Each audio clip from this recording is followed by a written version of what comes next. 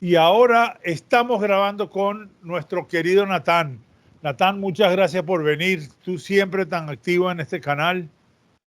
¿Cómo estás? Bueno, muy bien, muchas gracias por la invitación. Aquí estamos de nuevo para seguir analizando temas de interés general. Sobre todo la velocidad de los desarrollos, de los acontecimientos, desde la guerra Rusia-Ucrania, la pandemia, el conflicto con Israel. Estamos preocupados ahorita con Trump, las tarifas, la economía, la geopolítica. Cuéntanos tu punto de vista, por favor, Natán. Como no, bueno, como el tema realmente es muy amplio, vamos a tratar de, como te digo, de aterrizarlo de la mejor manera, ya que estamos viviendo épocas que yo califico como disruptivas, donde los eventos cambian ya no en años o en meses, sino en horas, y donde prácticamente la conflictividad, como pudiéramos observarla, está de alguna manera afectándonos a todos en mayor o menor medida. Pues en estos momentos, por ejemplo, sabemos quienes estamos pendientes de las redes y quienes, por supuesto, en todo momento sabemos lo que está aconteciendo de una manera, aunque sea parcial o general, mayormente o menormente en cuanto a la información, pero sí observamos que los conflictos que hasta pudiéramos decir hace 30 o 20 años veíamos o de los cuales éramos testigos a nivel mundial, han venido experimentando un cambio no solamente en cuanto a, vamos a decir, el tema que ocupa cada conflicto o la situación por la que atraviesa cada conflicto, sino la rapidez de los acontecimientos como antes lo expresé. Por ejemplo, hoy valdría la pena una discusión en torno a cómo ha cambiado lo que es la guerra o los conflictos que estamos viviendo en este momento con los conflictos de años atrás, de quizás decenios atrás. Vemos que hay nuevos intereses, vuelvo a repetir, inmanejables, es decir, donde ya lo que acompañó a la Primera Guerra Mundial o a la Segunda Guerra Mundial e incluso a conflictos ya de orden más, si se quiere, regional, siempre estaba de por medio aspectos de orden territorial o aspectos de orden, digamos, de dominio de alguna manera militar o de defensa ante un enemigo presunto. Hoy vemos que en paralelo a lo que estamos viendo a través de la tecnología, de la información, de las redes, esto parece pues que va ampliando o se va ampliando de una manera hasta cierto punto alarmante. Entonces, vemos que en realidad también han cambiado los intereses, repito, es decir, en estos momentos, vamos a decir, lo que conocemos como salidas diplomáticas, diálogos, encuentros, están, yo diría, en su peor momento. Se le está dando una prioridad y pareciera que esto no tiene retroceso a la guerra o al conflicto propiamente armado. En paralelo, vemos también, uh, en atención a las medidas arancelarias que ha tomado la administración de Donald Trump en los Estados Unidos, de que se va generando no solamente ya la guerra, pudiéramos decir, digital de información o la guerra militar tradicional, sino que entramos a un ciclo de guerra económica que no es que no lo haya habido en el pasado, pero que en esta oportunidad tiene una particularidad muy especial. ¿Por qué? No cabe la menor duda de que las medidas que está adoptando Donald Trump, que podrán gozar desde un ángulo en algunas regiones o en algunos países de antipatía y en otros de neutralidad o en otros de simpatía, van dirigidas, y en mi opinión, a fomentar una especie de confianza en todo lo que es la actividad industrial interna de los Estados Unidos por parte de los habitantes de los Estados Unidos. Es decir, si uno se pone a sacar cuentas, lo primero que le llega a uno a la mente es lo siguiente: si se le va a poner, por ejemplo, un 25% a los productos de un determinado país que son importados y consumidos dentro de los Estados Unidos, mucha gente pegará el grito en el cielo. Bueno, eso lo que va a hacer es precisamente encarecer el producto, porque esa tarifa o esa alza de impuestos no la paga en ese momento, no la paga el exportador, la paga el consumidor en el país importador. Pero ¿qué sucede? Y es a donde yo entiendo que apunta la política de Donald Trump. Es fortalecer la economía interna, es decir, que aquellos productos que hoy en día, obviamente, con la aplicación de los porcentajes o de las tarifas que se están indicando, aumenta el precio de los mismos en el consumidor normal o los grandes consumidores, a la larga ese consumidor, y ese es el objetivo, entiendo, de esta política tarifaria, ese consumidor norteamericano, en este caso estadounidense, va a buscar productos más económicos, y la idea es de que buscando los productos más económicos fortalezca a los que se producen dentro de los Estados Unidos, a los que se fabrican dentro de los Estados Unidos, y por supuesto, ese es un proceso que no es inmediato, es a largo plazo. Pero bueno, saliéndonos de este aspecto de la parte tarifaria, porque hay muchos otros ángulos que nos toca analizar, vemos también que la guerra arancelaria está acompañada en paralelo, de alguna forma, en una guerra política entre quienes hasta ayer, pudiéramos decir, quizás hoy no tanto como ayer, fueron aliados.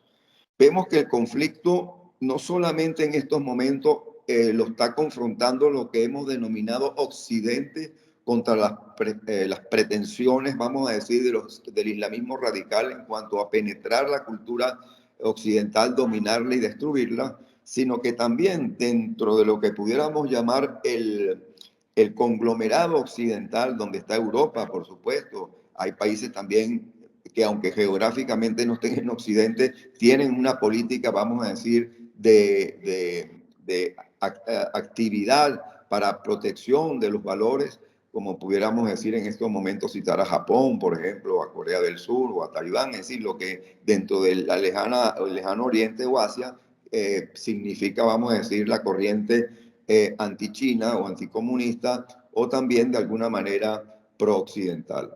Entonces, ya todas esas limitaciones, todo ese esquema, vamos a decir, geográfico, territorial, cultural e histórico, donde se confronta Occidente con las, vamos a decir, corrientes que pretenden destruirlo, no solamente desde el punto de vista militar, sino también desde el punto de vista cultural. Observamos que dentro de lo que hasta ahora ha sido Occidente, y me refiero particularmente a los Estados Unidos y a Europa, se está operando igualmente un cisma. Frente a una Europa, y desde ese ángulo hay que entender la política un tanto agresiva que está llevando a cabo Donald Trump, una Europa que, vamos a decir, no ha empleado al 100% sus recursos para contener tanto la invasión islámica cultural permanente como vamos a decir, las pretensiones de algún tipo de extensión territorial que ha demostrado Rusia en el caso de Ucrania, o que pretende demostrar Turquía en estos momentos hacia el lado del Medio Oriente, como reviviendo los antiguos imperios, por parte de Turquía el Imperio Otomano, por parte de Rusia el Imperio de los Ares, etc. Entonces la división ya está traspasando la frontera límite entre lo que era el occidente y el antoccidente. Y dentro de occidente vemos que también hay fisuras. Ahora, en ese sentido y dentro de esta situación, Alberto, vamos a decir, dentro de este escenario, vemos que los conflictos que ya tienen varios años, vamos a decir, en pleno desarrollo, lejos de haber amainado, es decir, lejos de haber, si se quiere, eh, uh,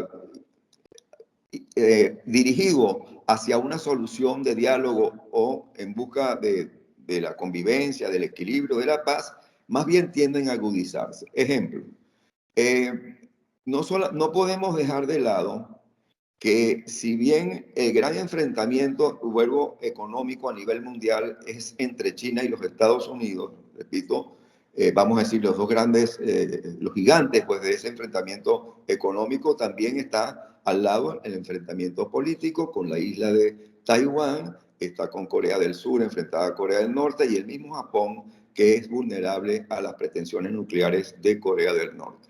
Ahora bien, dentro de todo este esquema, vemos que los conflictos, y me perdonan la repetición, lejos de bajar en intensidad, aumentan. De allí entonces tenemos que pasar, por ejemplo, a otras regiones, y me refiero en este caso prácticamente al caso latinoamericano, que no es ausente a esta situación. Quizás en este momento los enfrentamientos militares a nivel de lo que estamos viendo en otros continentes en Latinoamérica no se han dado en la misma manera, lo cual no quiere decir, ojo, que no pudieran desarrollarse o ir escalando en el tiempo.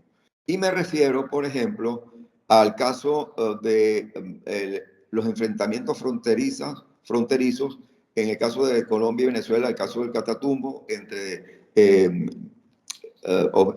organizaciones guerrilleras que están combatiendo entre ellas mismas por el narcotráfico, la misma situación que puede presentarse en México con los carteles de la droga, que ya se sabe que más que carteles tradicionales, son hoy en día ejércitos y estructuras militares de alta conformación. Es decir, vemos cómo también América Latina, el caso de Venezuela con Guyana, por supuesto, que están como, vamos a decir, en la sala de espera, pudiéramos llamar de alguna manera, en la sala de espera de un conflicto mayor. De allí entonces que ya lo que era, volviendo al caso europeo, la Organización del Tratado Atlántico Norte, la conocida OTAN, que como todos sabemos se conformó al final de la Segunda Guerra Mundial dentro de las potencias occidentales que buscaban precisamente tener una especie de alianza defensiva frente a las amenazas básicamente en ese momento rusas, ¿no? De la Rusia comunista, de que era en esa época la Unión Soviética, que ya no existe. En paralelo, la Unión Soviética con los países satélites, ellos conformaron otra alianza contraria a la OTAN, que fue el Pacto de Varsovia, pero ese Pacto de Varsovia también desapareció con el tiempo, también desapareció con el Glasnost, con la perestroika y con todo lo que fue pues la eliminación o, vamos a decir, desaparición de los regímenes típicamente comunistas.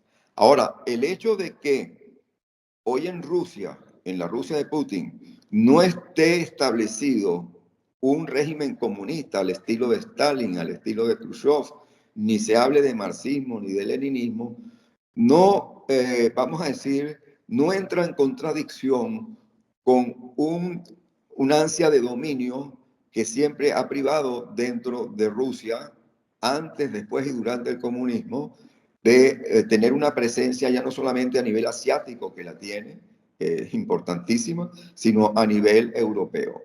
Y luego viene un aspecto, pudiéramos decir, me estoy refiriendo en este caso al caso de la OTAN y estoy tratando de aterrizar en Ucrania y Rusia. No podemos dejar de lado que dentro del sentir, la cultura, el día a día de las generaciones que puedan estar representando a la población rusa, siempre existen aspectos nostálgicos de dominio y aspectos también, ojo, de inseguridad.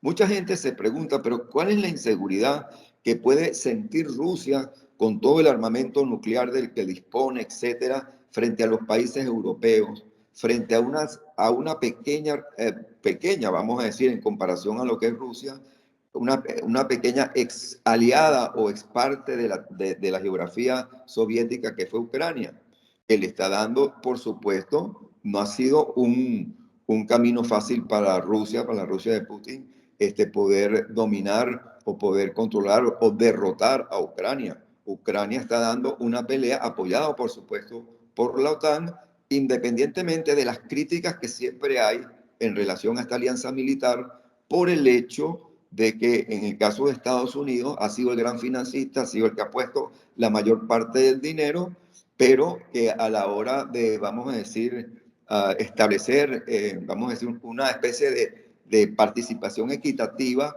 pues no lo ha entendido hacia Europa y de ahí la reacción de Estados Unidos. Pero regresando al caso de lo que son estas ambiciones, vemos que Ucrania está dando una pelea de alguna manera importante porque es un país que fue invadido. Es decir, una vez que cae la Unión Soviética, Ucrania adquiere toda su soberanía, su independencia y es invadida básicamente y es de alguna manera sufre la pérdida a cargo de Rusia de dos importantes territorios, como es la península de Crimea y como es también el Donbass, que es esta región, vamos a decir, oriental de Ucrania, que es de influencia y cultura totalmente rusa, ¿no? Eso es evidente.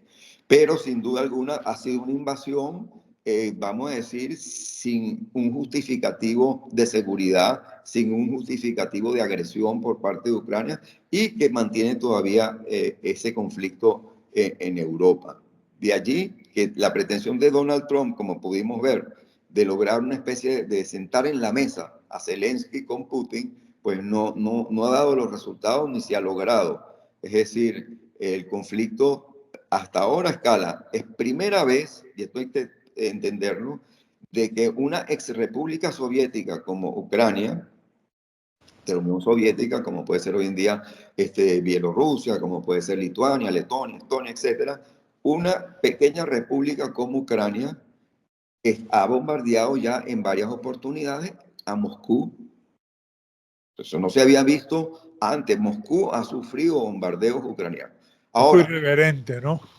sí, no, llama la atención porque uno se pregunta, ¿qué pasaría si el enfrentamiento militar en estos momentos de Rusia, de la Rusia de Putin, fuese, por ejemplo, con Alemania, con la Gran Bretaña, con Inglaterra, con Francia, que disponen pues de ejércitos y de un armamento mucho más, vamos a decir, efectivo del que pueda tener Ucrania? Pero bueno, el conflicto está allí, no amaina, no aterriza, no hay solución.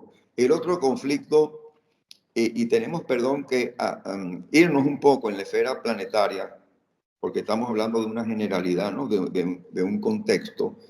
Estamos viendo conflictos muy importantes en la zona de Myanmar, en toda esa zona subasiática, donde también hay conflictos de importancia. Ahora, sin duda alguna, no podemos dejar de lado que en cualquier momento lo de Taiwán va a generar un conflicto armado tarde o temprano. Ya salió Kim Jong-un, el líder de Corea del Norte, declarando, si no mal recuerdo fue ayer o antier, su decisión de prácticamente ir a la guerra con Corea del Sur. Y tenemos que entender que Corea del Norte, a pesar del régimen opresivo y de las carencias que las hay a nivel social, que tiene potencial también nuclear. Esto nos lleva entonces, todo esto, Alberto, nos lleva al mayor conflicto que hay en este momento, que, repito, trascendió la esfera militar y ha llegado a un punto prácticamente existencial. Y es el conflicto del Medio Oriente, donde hay nuevos actores. Hay nuevos actores. Vemos de repente a Turquía de Erdogan de la noche a la mañana tratando también de pescar en el río revuelto de Siria, tratando de penetrar en territorio sirio y establecer bases militares en territorio sirio. No hay que olvidar que Erdogan, pese a que es islámico, es musulmán, aunque allá el islamismo en Turquía es un poco light, es decir, no tiene esa condición, vamos a decir, de vestimenta o de observación como en otros países. No obstante, él ha sido solidario con Hamas, no obstante, él ha sido uno de los principales promotores del enjuiciamiento de Netanyahu por parte de la Corte Penal Internacional, etcétera, etcétera, y ahora él está, vamos a decir, justificando con el conflicto que tradicionalmente ha tenido Turquía con las poblaciones kurdas, con los kurdos, tanto de Turquía como los que habitan, al igual que los drusos, fuera de sus fronteras, una participación cada vez más agresiva en Siria. Y no hay que olvidar que esto, aparte de afectar a Israel, obviamente, es como una especie de cobro de factura a quienes hoy ejercen el gobierno en Siria, que como sabemos Están encabezados por este joven, digamos, que viene de Al-Qaeda, que viene del ISIS, pero que ha adoptado una posición, si se quiere, dialogante, muy occidental, Al-Golani, cual pues jefe de gobierno de Siria, pero él fue apoyado en todo momento dentro de esa guerra civil interna de Siria. Al-Golani, Al-Shahar fue apoyado por Turquía, o sea, es un proxy de Turquía. Entonces, Israel, ya entonces si nos estamos acercando un poquito más al Medio Oriente, Israel en esta guerra, pudiéramos decir, de verdad extenuante, porque es extenuante, es decir, no solamente desde el punto de vista militar, no solamente desde el punto de vista psicológico, de los rehenes, de las familias, del sentir del israelí y del sentir de los judíos que estamos en otros países, en otras regiones del mundo, porque lo estamos sufriendo de otra manera, lo estamos sufriendo con el antisemitismo, con las marchas, con el odio, etcétera. Y pareciera, Alberto, que en vez de bajar de intensidad, a pesar de todos los logros militares, esto tiende a aumentar. Y ahí hay que llegar a una realidad que es un poco preocupante y es el aspecto demográfico del mundo árabe, sobre todo el mundo musulmán, incluso de aquellos que no son radicales ni extremistas, pero que guardan silencio a la hora de la denuncia que ameritan actos atroces, etc.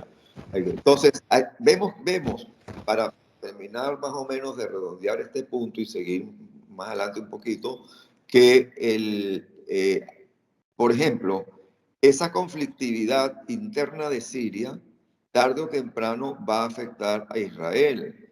Porque si bien hasta ahora al-Golani, me refiero al jefe actual del gobierno de Siria, no ha tenido una actitud beligerante que pudiéramos decir clara frente a Israel, si más bien él se ha dedicado a viajar por el mundo, ha recibido la visita de altos ejecutivos, de altos miembros de gobiernos europeos, ha estado en Arabia Saudita y ha guardado una especie de silencio al 90% frente a Israel. No olvidemos que Israel está bombardeando bases militares que dejó el tirano Assad en Siria y que pudieran ser utilizadas por esto. Sin embargo, y si a esto unimos, no quiero adelantarme, si a esto unimos el factor yemenita, el factor de los hutíes, el factor iraní, el factor Hezbollah, el factor Hamas y la división lamentable y tristemente cada vez mayor que hay dentro del espectro político interno de Israel, tanto a nivel religioso, a nivel político, etcétera, pues vemos que hay una situación dramática a nivel mundial.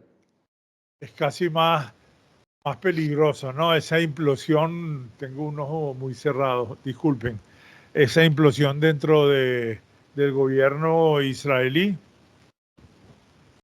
que la explosión que puede haber a nivel mundial. Me preocupa de todo lo que tú dijiste, por supuesto, increíble, cierto y muy aleccionador, pero Irán. He oído en el último tiempo, y vuelvo a repetirte, para eso te invito, esa es la pura verdad, porque el mundo, nosotros no, en realidad no sabemos. O sea, leer algo que dice que Irán va a ser atacado en los próximos 30 días, es irresponsable retransmitirlo porque no sabemos. La angustia nos hace opinar o nos hace ponernos en situaciones no muy adecuadas para personas normales y corrientes, pero como tú eres un experto, quería que me hablaras particularmente de Irán para yo después hacerte las preguntas sobre todo lo que hablaste ahora. Correcto. Para entenderlo dirán que ya es como dicen, como se podría decir, harina de otro costal, pero con implicaciones mucho más delicadas y graves. Hay que entender lo siguiente. Hay que entender, es importante, muchas personas que, vamos a decir, de buena fe, emiten opiniones, análisis, etcétera, pareciera muchas veces que no se sitúan en el ámbito geográfico de Irán y de lo que representa Irán en estos momentos. En estos momentos y en los anteriores, después de la caída del Shah. Irán, como todos sabemos, sufre un régimen, vamos a decir, integrista, chiita, contrario al sunismo, pese a que pueden en un momento unirse frente a un enemigo común como es Israel. Pero Turquía es verdad que tiene un potencial nuclear que hasta ahora lo ha disfrazado de un potencial nuclear no armamentista, no militar o no agresivo, lo cual sabemos que no es serio. Y este disfraz que durante los últimos años llevó, vamos a decir, promovió Irán, sabemos que esconde en su verdadera dimensión una agresividad y un peligro importante, cosa que lamentablemente Estados Unidos y sus anteriores gobiernos no supieron ver de una manera más exacta y fueron siempre proclives a los tratados antinucleares de un país que lo estaba desarrollando. Hoy en día ya sabemos que Irán tiene un potencial nuclear ya no solamente de orden doméstico, sino también de orden militar. Ahora, llama la atención las declaraciones del día de ayer del el canciller, o no recuerdo, el ministro de Defensa de Irán, en el sentido de que ellos están uh, manejando el regreso, el retorno a Irán de tropas iraníes que estaban en Yemen respaldando a los hutíes. De igual manera, se sabe que las tropas iraníes que estaban en Siria, que ya no están, ya que el actual jefe de gobierno de Siria, el Golani, es totalmente antiraní y sufrió pues mucho con la guerra interna que hubo en Siria. Y se sabe igualmente que en Hezbollah, en el norte, en el Líbano, hoy en día tampoco tiene la presencia masiva de militares iraníes. Todo esto tiene una explicación. La explicación se llama Donald Trump.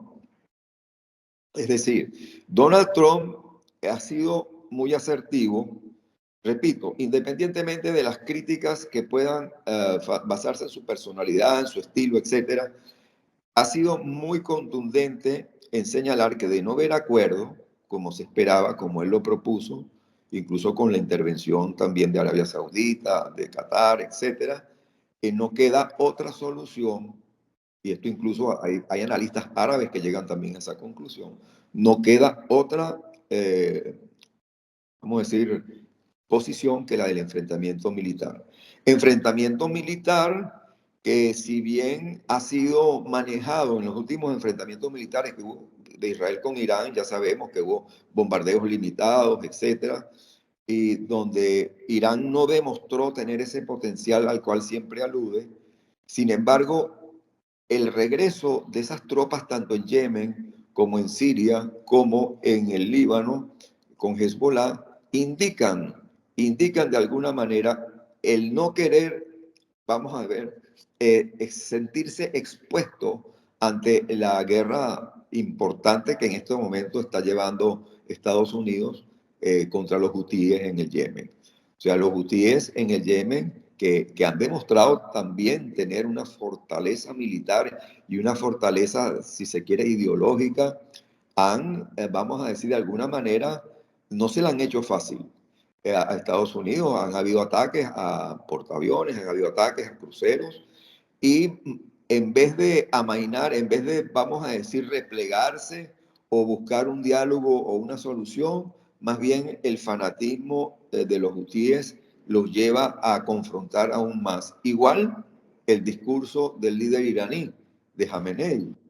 Jamenei, que sabemos, fue uno de los alumnos predilectos del fundador, vamos a decir, del que una vez que sale el Shah de Irán, toma el poder en Irán, que fue el famoso y desaparecido Ayatollah Khomeini. Este nuevo alumno, que ya no es alumno, ya tiene su edad, Ali Khamenei, cada vez que interviene para dar un meeting o un discurso, hace gala de su fanatismo, hace gala de su extremismo y hace gala de, entre comillas, su disposición de confrontar militarmente tanto Estados Unidos como Israel.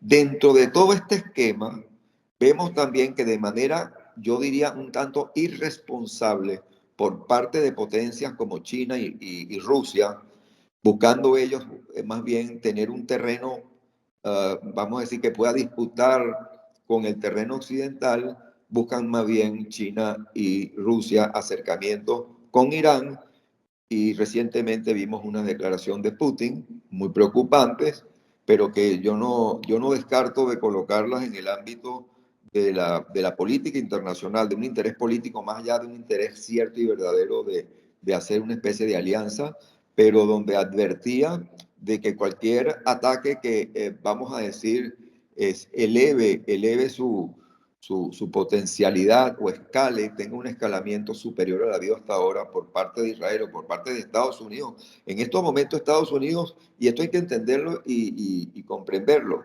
ya no es el Estados Unidos de Biden, que era un estado que apoyaba pero desde lejos, que se quedaba en la primera fila del teatro, pero no subía a la tarima, no subía al escenario. En esta oportunidad, Estados Unidos está en el escenario. Entonces, está en el Yemen, está combatiendo de manera, vamos a decir, muy letal a los hutíes. Pregunto, ¿esto ha conducido a un cambio de actitud por parte de los hutíes chiitas? ¿Ha llevado a un cambio por parte del Hezbollah libanés? ¿Ha llevado a un cambio por parte de Hamas? No. Y en paralelo vemos con simpatía un fenómeno que yo personalmente al principio pensaba que era algo creado por el mismo Hamas, ese ambiente de las manifestaciones callejeras en contra de la dictadura de Hamas en Gaza, y resulta que no, que son muy ciertas, y es que la misma población gazatí está pues sufriendo el robo de la ayuda humanitaria, está sufriendo la represión, está sufriendo la muerte de muchos de sus jóvenes. Y entrando un poco a lo que es Gaza y a lo que es, vamos a decir, la cultura imperante allí, hay una gran particularidad, por cierto, particularidad que la vemos en otros países, la vemos en Siria, la vemos en mayor o menor medida, que es la existencia de clanes familiares que más allá del islamismo que profesen, que más allá vamos a decir, la convivencia que puedan exhibir con grupos terroristas como Hamas o como con la Autoridad Nacional Palestina, que es otro tema, ese disfraz también se le está cayendo a la Autoridad Nacional Palestina, es que estos clanes llega un momento en que están armados, han sido, vamos a decir, han sido utilizados tanto por Hamas como por la Autoridad Nacional Palestina, pero en estos días uno de sus miembros, un joven, fue, digamos, asesinado por grupos de Hamas, y el clan, son clanes grandes, son clanes donde pueden haber 30, 40, 50 familiares. Bueno, tomaron a un militante de Hamas y lo ejecutaron. No fue que lo mataron digamos, un atentado, no. En un enfrentamiento, ya, Lo, sino que lo ejecutaron. lo ejecutaron como autoridad, sintiéndose ese clan autoridad. Entonces, ¿qué sucede? Todo ese caos, toda esa anarquía, ¿verdad?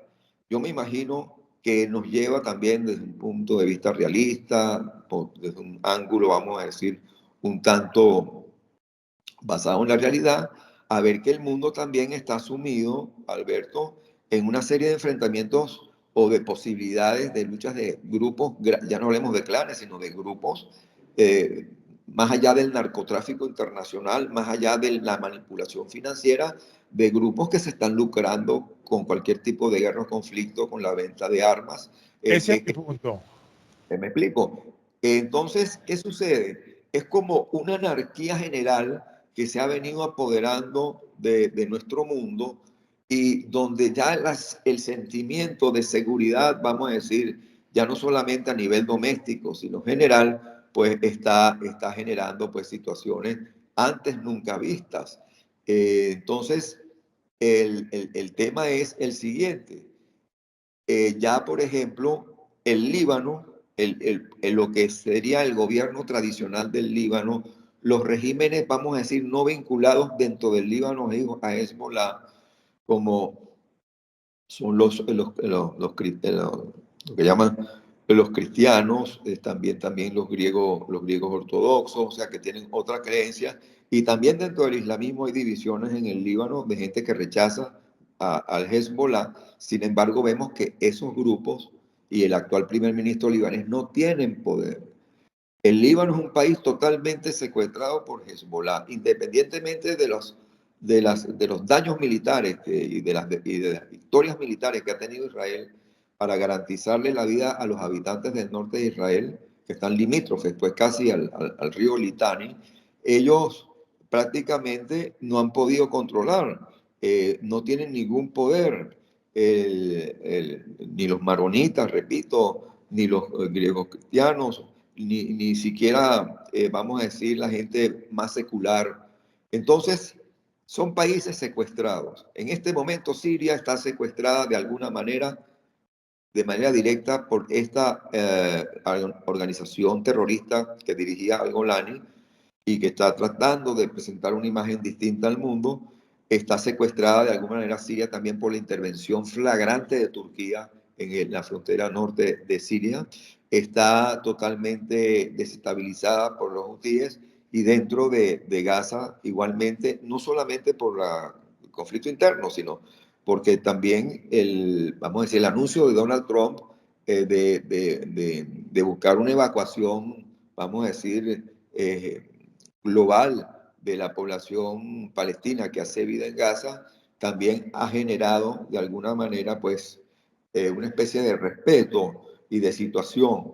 Pero lo que vemos al fin de la historia, al fin de la noticia, al fin del cuento, lo que observamos es una especie de, pudiéramos llamar, anarquía, caos, falta de control, del cual, o ante el cual, mejor dicho, ante el cual los Estados Unidos de América y su nueva administración están tratando de ponerle orden, pero con una variante muy importante.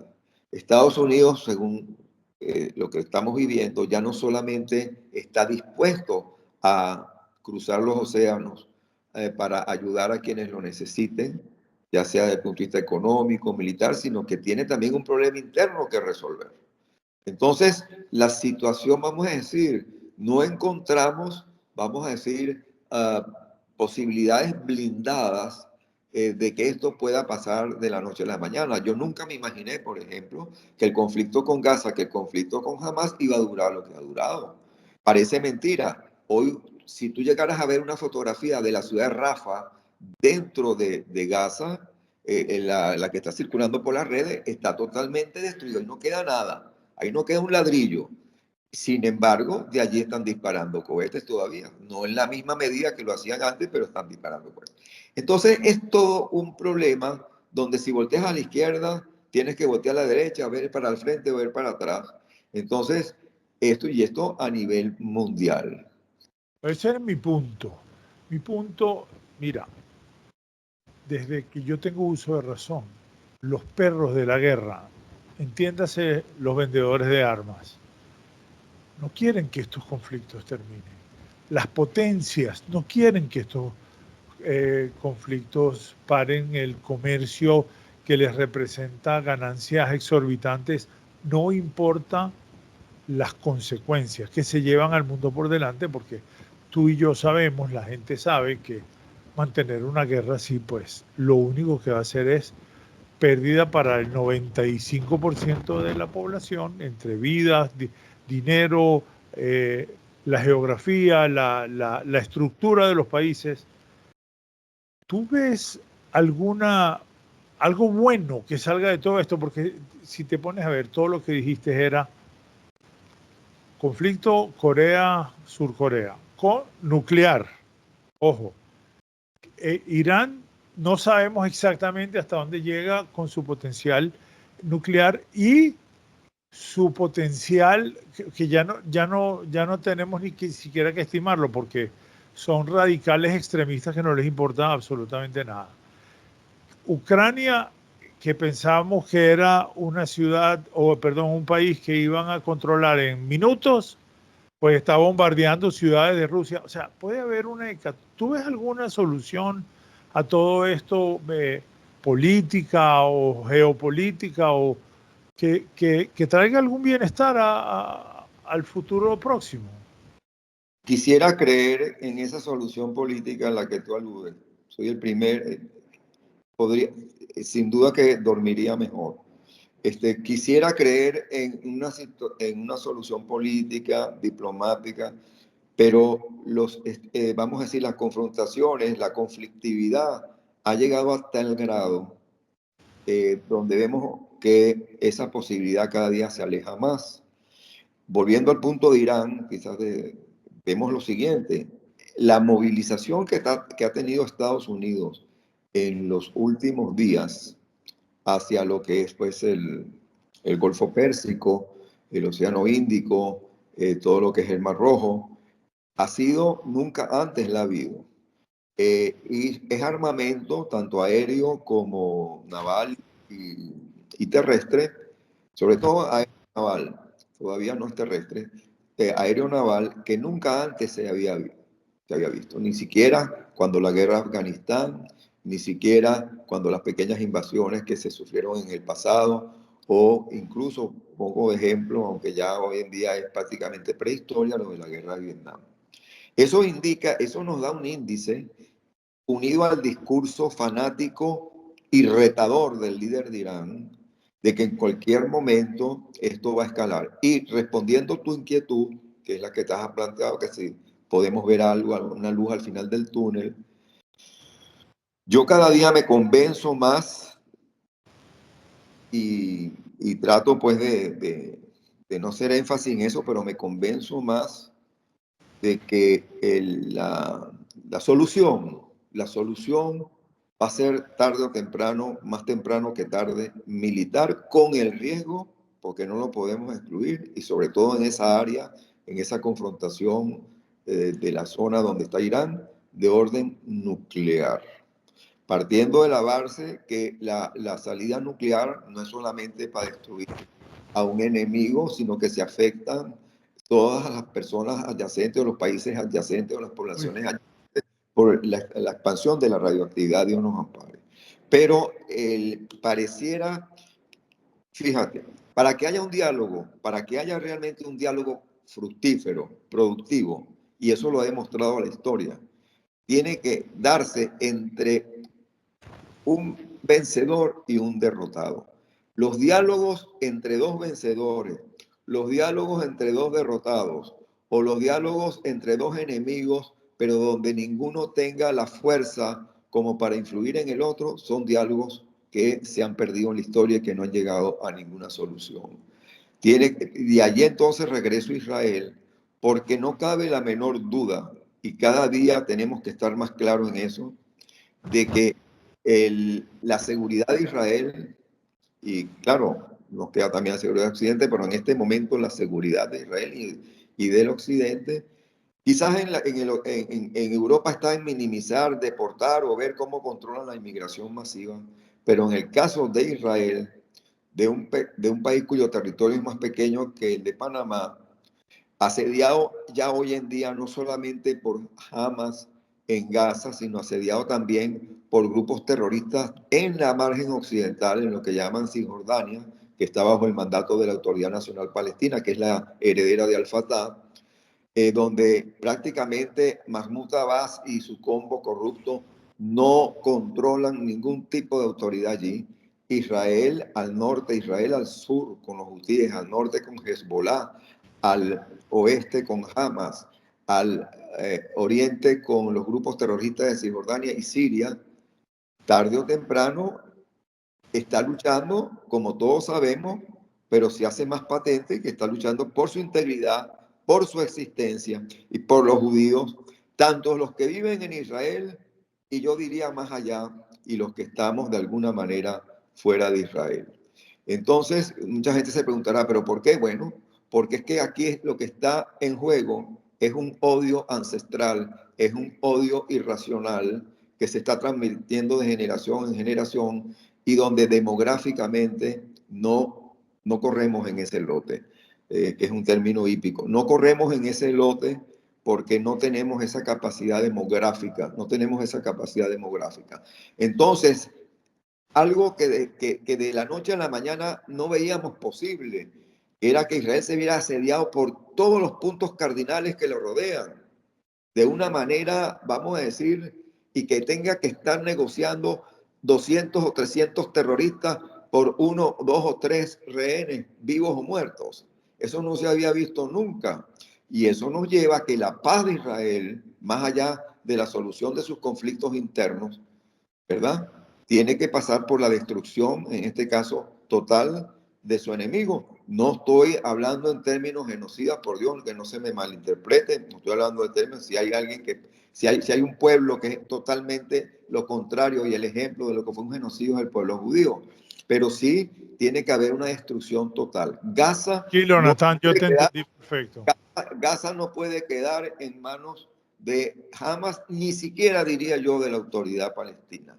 Y Cisjordania tiene que ver qué hace, porque si no, tampoco, también habría que quitarse esa presencia de allí. De tal manera que estamos ante conflictos inéditos, querido Alberto, y donde las soluciones parecieran pues que no están a la orden del día ni en las manos de nosotros.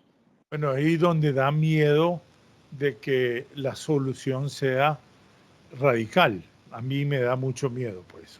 Yo por eso te decía, algo pacífico, algo político, pero viendo a un tipo como Putin, un tipo como Trump, un tipo como Zelensky, o sea, gente que está dispuesta a muchas más cosas de las que un ser humano normal y corriente de a pie se imaginaría.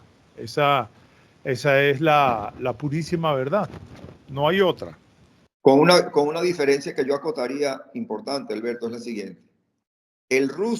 Los rusos podrán sentir a los ucranianos como enemigos militares, etcétera, vamos a decir, adversarios, pero el ruso étnica, cultural y religiosamente no odia al ucraniano, ni el ucraniano odia al ruso. El coreano del sur ve al coreano del norte como adversario, como un peligro militar, pero no se odian por ser lo que son, no se odian por su etnia, no se odian por su religión. El caso de Israel es distinto y la gente tiene que terminar de verlo. Es un odio ancestral que lamentablemente no se avisora que pueda concluir. Bueno, ¿me escuchas, Natán? Porque se me congeló la imagen, pero para terminar, pues yo estoy totalmente de acuerdo de que no tiene ningún sentido, por ejemplo, lo que ha pasado en los últimos días en Gaza, donde esta gente no quiere negociar de ningún tipo y sin embargo siguen sacrificando a su propia gente y ellos mismos y están a punto de desaparecer. Natán, mira, te mando un fortísimo abrazo, te doy las gracias. Mira, yo no puedo tener mejor invitado en la tierra que tú. No, por favor. De verdad te lo digo, eres el mejor. Te mando un fortísimo abrazo, amigos. Se suscriben al canal, le dan like y se lo mandan a todo el mundo. Gracias, Natán, hermano. Placer. Nos vemos pronto, ¿ah? Seguro. Gracias.